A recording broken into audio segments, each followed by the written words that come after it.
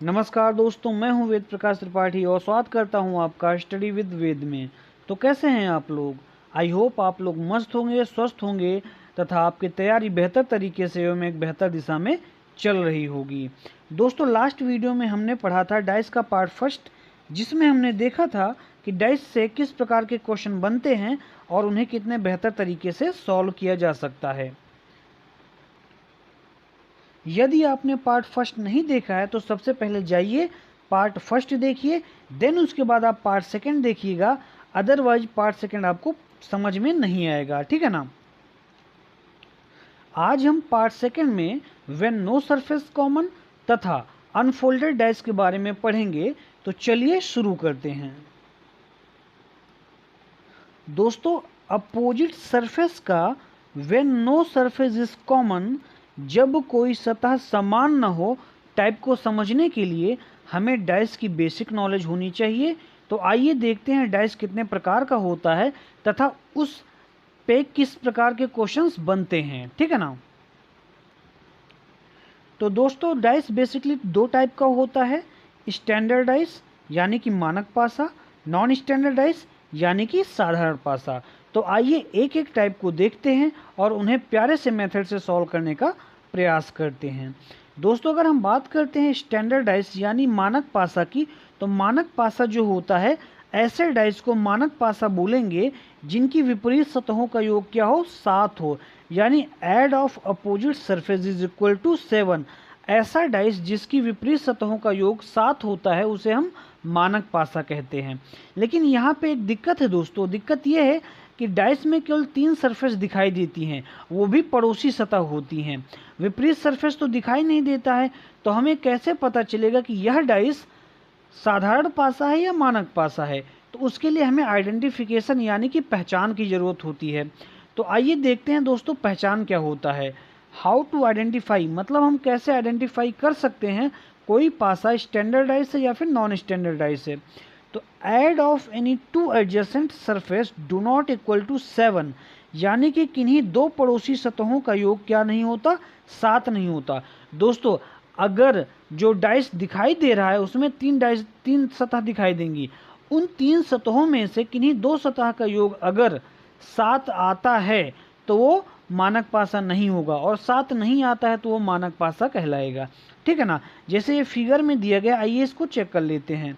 जैसे यहाँ पे दिया गया है 1 और 2, दोस्तों इसको अगर ऐड करेंगे तो ये 3 हो जाएगा, 3 और 2 5 हो जाएगा, और 3 और 1 क्या हो जाएगा, 4 हो जाएगा।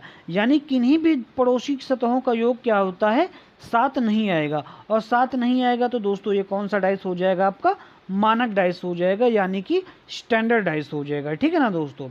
चलिए हम बात करते हैं नॉन स्टैंडर्ड डाइस की, यानी साधारण पासा की। तो साधारण पासा होता क्या है दोस्तों? ऐसा पासा, ऐसा डाइस जिसकी विपरीत सतहों का योग 7 नहीं होता, यानी कि add of opposite surface do not equal to 7, मतलब 7 नहीं होगा और कुछ भी हो सकता है, ठीक है ना। ऐसा पासा जिसकी विपरीत सतहों का योग 7 नहीं होता है उसे हम क्या बोलते हैं दोस्तों? साधारण पासा बोलते हैं। अब इसे कैसे पहचानेंगे? तो इसे पहचानने के लिए क्या होता है दोस्तों, जो है किन्हीं दो पड़ोसी सतहों का योग 7 होता है। मतलब how to identify, add of any two adjacent surfaces equal to 7, मतलब कि जो सतह दिखाई दे रही है उनमें से किन्हीं दो सतहों का योग अगर 7 आ जाए दोस्तों, तो वो कैसा पासा होगा, नॉन स्टैंडर्डाइज होगा। और अगर 7 ना आए तो क्या होगा दोस्तों, वो स्टैंडर्डाइज होगा। आइए इसमें देख लेते हैं। तो यहाँ पे 4 और 5 दोस्तों 9 हो जाता है, 4 और 2 कितना हो जाता है, 6 हो जाता है, 5 और 2 क्या हो जाता है, 7 हो जाता है। यानी यहाँ पे 5 और 2 मिला के क्या बन जा रहा है दोस्तों, 7 बन जा रहा है। अब 7 बन जा रहा है, इसका मतलब ये कौन सा डाइस हो जाएगा, नॉन स्टैंडर्ड डाइस हो जाएगा। तो आइए देखते हैं दोस्तों, इस पे किस किस प्रकार के क्वेश्चन बनते हैं तथा उन्हें कितने बेहतर तरीके से हम सॉल्व कर सकते हैं। पहला क्वेश्चन है, identify the dice shown in the figure, मतलब चित्र में दिखाया गया पासा किस प्रकार का है। दोस्तों, अगर हमें ये जानना है कि ये डाइस किस प्रकार का है तो हमें क्या होना चाहिए याद, आइडेंटिफिकेशन। आइडेंटिफिकेशन अगर हमें याद है तो हम आसानी से इसको क्या कर सकते हैं, डिकोड कर सकते हैं कि भाई ये कौन सा पासा है, मानक पासा है या साधारण पासा है। अब आइए चेक करते हैं, यहाँ पे अगर हम बात करें इन दोनों का ऐड तो दोस्तों क्या हो जाता है, 1 + 2 क्या हो जाएगा, 3। यहाँ पे बात करें तो 3 + 2 क्या हो जाएगा, 5 हो जाएगा। उसके बाद इन दोनों का ऐड करेंगे तो 3 + 1 क्या हो जाएगा, 4 हो जाएगा। यानी कि दिखाई दी जाने वाली किन्हीं दो सरफेस का योग 7 नहीं है। तो ये क्या हो जाएगा दोस्तों, ये हो जाएगा आपका स्टैंडर्डाइज। क्या हो जाएगा ये, यहाँ पे मैं लिख देता हूँ, इसका नाम क्या हो जाएगा इस दोस्तों, मानक पासा।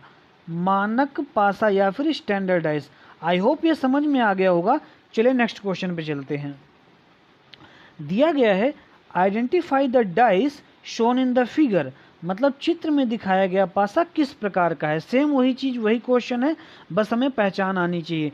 दोस्तों जैसे हम 1 और 6 को ऐड करते हैं तो 1 और 6 क्या आ जाता है, 7 हो जाता है। हमने बताया है कि दिखाई देने वाली किसी भी दो सतह का योग क्या हो जाए, 7 हो जाए, तो वो कौन सा डाइस हो जाएगा, नॉन स्टैंडर्ड डाइस हो जाएगा, यानी साधारण पासा। तो ये कौन सा दोस्तों ये कौन सा डाइस है, साधारण पासा, यानी कि नॉन स्टैंडर्ड डाइस होगा। ठीक है ना, non standard dice. I hope ये क्वेश्चन भी आपको अच्छे तरीके से समझ में आ गया होगा। चलिए नेक्स्ट क्वेश्चन पे चलते हैं। दिया गया है identify the dice, find the opposite surface of 2 shown in the figure, यानी कि चित्र में दिखाया गया पासा किस प्रकार का है तथा सतह 2 के विपरीत कौन सी सतह होगी। यानी इसमें 2 क्वेश्चन एक साथ दे दिया गया है, ये भी बताना है कि ये पासा कैसा है, और दूसरा जो 2 सतह दिखाई दे रही है इसके विपरीत कौन सी सतह होगी। तो ऐसे क्वेश्चन को सॉल्व करने के लिए हमारे लिए जरूरी क्या होना चाहिए, आइडेंटिफिकेशन याद होना चाहिए, पहचान याद होनी चाहिए। मतलब अगर हम किसी भी डाइस के 2 सतहों जो दिखाई दे रही हैं 2 सतहों को ऐड कर दें तो 7 आएगा, तो साधारण पासा होगा। 7 नहीं आएगा तो वो क्या हो जाएगा दोस्तों, मानक पासा कहलाएगा। तो यहाँ पे देख लेते हैं, तो यहाँ पे 2 और 5 को दोस्तों अगर हम ऐड करते हैं तो क्या आ जाएगा, 7 आ रहा है। जब यहाँ पे 7 आ रहा है तो ये क्या हो जाएगा, ये साधारण पासा हो जाएगा। तो एक चीज़ नोट करके लिख लो, नोट करके ये लिख लो दोस्तों कि जब भी साधारण पासा अकेला हो तो उसकी विपरीत सतह हम नहीं निकाल पाएंगे। ठीक है ना, कांट बी डिटरमाइंड होगा। तो यहाँ पे 2 का विपरीत क्या हो जाएगा दोस्तों, 2 का विपरीत हो जाएगा can't be determined, can't be determined. ठीक है ना, आई होप ये समझ में आ गया होगा। फिर से इस चीज़ को नोट कर लें कि जब भी साधारण पासा अकेला होगा तो उसका अपोजिट सरफेस हम नहीं ज्ञात कर सकते हैं। ठीक है ना, अगला क्वेश्चन है दोस्तों, identify the dice, find the opposite surface of 6 shown in the figure. मतलब बोला गया है कि जो चित्र में दिखाया गया पासा है वो किस प्रकार का है तथा सतह 6 के विपरीत कौन सी सतह होगी। तो सबसे पहले क्या करना पड़ेगा दोस्तों, हमें पहचान जाननी पड़ेगी कि ये कौन सा डाइस है। तो पहचान के लिए क्या करते हैं, चलिए इसके डाइस को हम क्या करते हैं, सरफेस को ऐड करना शुरू करते हैं। तो 4 और 5 करेंगे दोस्तों तो 9 आ जा रहा है। उसके बाद 6 और 5 करेंगे तो दोस्तों 11 आ जा रहा है। फिर 4 और 6 ऐड करेंगे तो क्या आ रहा है, 10 आ रहा है। यानी कि किन्हीं भी दो सतहों का योग 7 नहीं है। इसका मतलब ये क्या हो जाएगा, ये आपका हो जाएगा स्टैंडर्ड डाइस। और स्टैंडर्ड डाइस में हमें आसानी से पता है कि विपरीत सतहों का योग 7 होता है। तो यहाँ पे 6 का विपरीत क्या हो जाएगा, ये देखते हैं। ये 6 है दोस्तों, तो इसका विपरीत सतह क्या होगी, मतलब इसमें कौन सी ऐसी संख्या जोड़ दी जाए कि 7 आ जाए। तो यहाँ पे हम 1 जोड़ेंगे 6 में तो दोस्तों 7 आ जाएगी, यानी 6 के विपरीत सतह पे कौन सी संख्या होगी, 1 होगी। आई होप ये समझ में आ गया होगा दोस्तों। अब चलेंगे हम अनफोल्डेड डाइस की तरफ, और अनफोल्डेड डाइस को हम अच्छे तरीके से समझेंगे और जानेंगे। इसको समझने के लिए हमें सिंपल सी चीज़ आनी चाहिए, ये ट्रिक याद होनी चाहिए कि अनफोल्डेड डाइस को सॉल्व करते वक्त हमें ये याद रखना चाहिए, कौन सा rule, follow the rule of alternate. Alternate का नियम हमें याद रखना चाहिए। अगर हिंदी में बात करें तो ऐसे प्रश्नों को हल करते समय एक छोड़ के का नियम लगाते हैं। एक छोड़ के का नियम क्या होता है, आइए नीचे दिए गए डाइस से हम समझते हैं। जैसे दोस्तों अगर हम इस 2 को पहला बॉक्स मानते हैं तो हमें क्या करना पड़ेगा, दूसरा मीन्स 1 वाले डाइस को क्या करना पड़ेगा दोस्तों, इस वाले को हमें छोड़ देना पड़ेगा, मीन्स अल्टरनेट। तो हमें कौन सा होल्ड करना पड़ेगा, 4 को। तो 2 का विपरीत क्या हो जाएगा, 4 हो जाएगा। इसी तरीके से 1 को जब होल्ड करेंगे तो 4 को छोड़ेंगे तो 6 आ जाएगा और 5 का विपरीत 3, यानी कि दोस्तों 2 का विपरीत 4 हो जाएगा, 1 का विपरीत 6 हो जाएगा, 3 का विपरीत 5 हो जाएगा। तो इस तरीके को या इस रूल को आइए देखते हैं क्वेश्चंस पे कैसे अप्लाई किया जाता है, ठीक है ना। क्वेश्चन दिया गया है पहला, इन given figure find the opposite surface of 3, मतलब दिए गए चित्र में 3 की विपरीत सतह ज्ञात करो, ये करना है।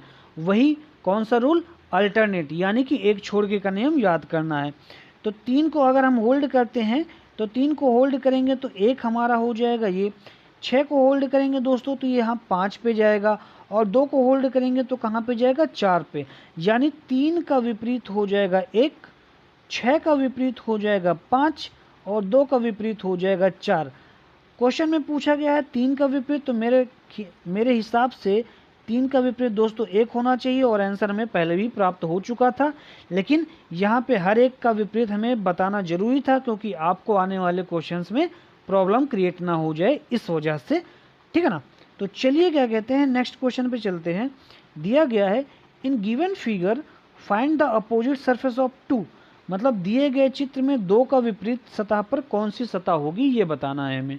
आइए वही चीज़, 1 का अपोजिट 4, 5 का अपोजिट 2, तो दोस्तों 2 का अपोजिट क्या हो जाएगा, 5, हमें मिल गया क्वेश्चन का आंसर। अब आप देख लीजिए विद इन 2 सेकेंड में हमने क्वेश्चन को सॉल्व कर दिया है।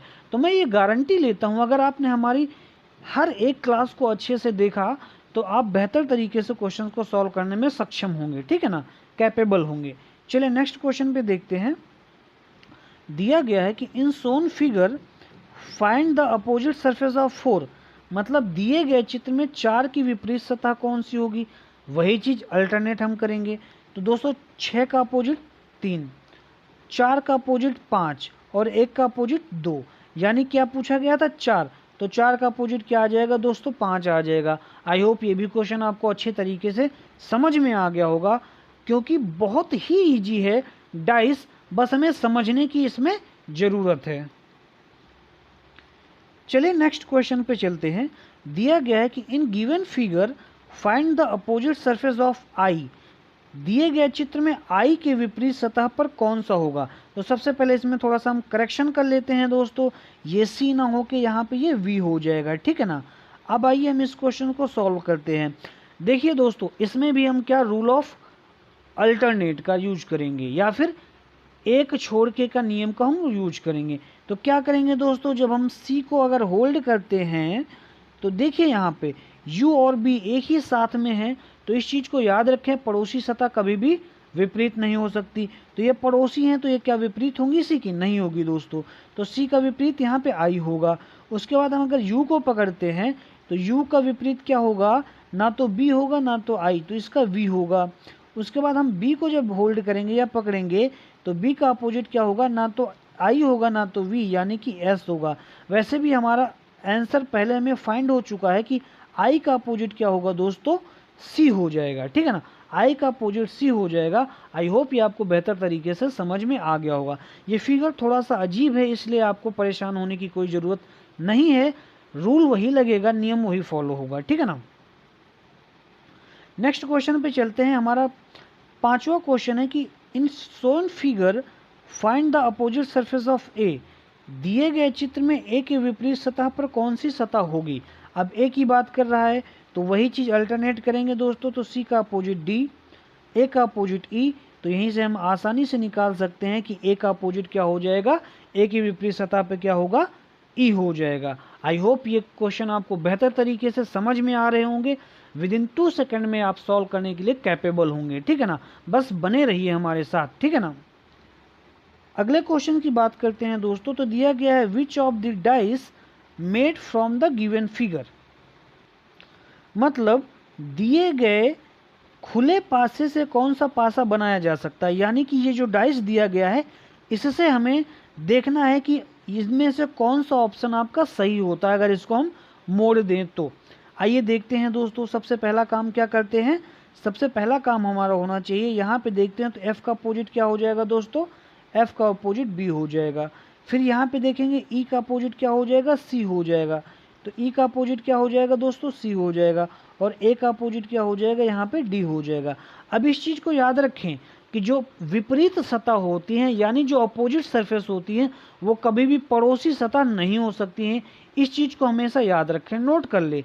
अब आइए इस चीज़ को देखते हैं दोस्तों। तो और एफ और बी हमेशा क्या होंगी, विपरीत होंगी, तो पड़ोसी नहीं हो सकती हैं। अब हमें ढूंढना है कि एफ और बी साथ साथ किस ऑप्शन में है। तो दोस्तों पहले ऑप्शन में है और आपका लास्ट ऑप्शन में है, तो ये दोनों तो हो ही नहीं सकता। उसके बाद देखेंगे कि ई और सी कहीं है, नहीं है। ए और डी कहीं पे साथ में दिया गया है, दोस्तों सी वाले ऑप्शन में दिया गया है। जब ये विपरीत होती हैं तो पड़ोसी नहीं हो सकती हैं, ये चीज़ को याद रखें। तो हमारा एक ऑप्शन बचा है, ऑप्शन नंबर बी, और ये आपका सही होगा आंसर, ये राइट आंसर होगा आपके इस क्वेश्चंस का। तो दोस्तों आज के लिए इतना ही होगा। कैसा लगा आपको ये हमारा सेशन, ज़रूर बताइएगा कमेंट में। अगर अच्छा लगा तो दोस्तों लाइक कीजिए, शेयर कीजिए, और अगर आप नए हैं तो सब्सक्राइब कीजिए, ठीक है ना। थैंक यू, आज के लिए इतना ही, बाय बाय।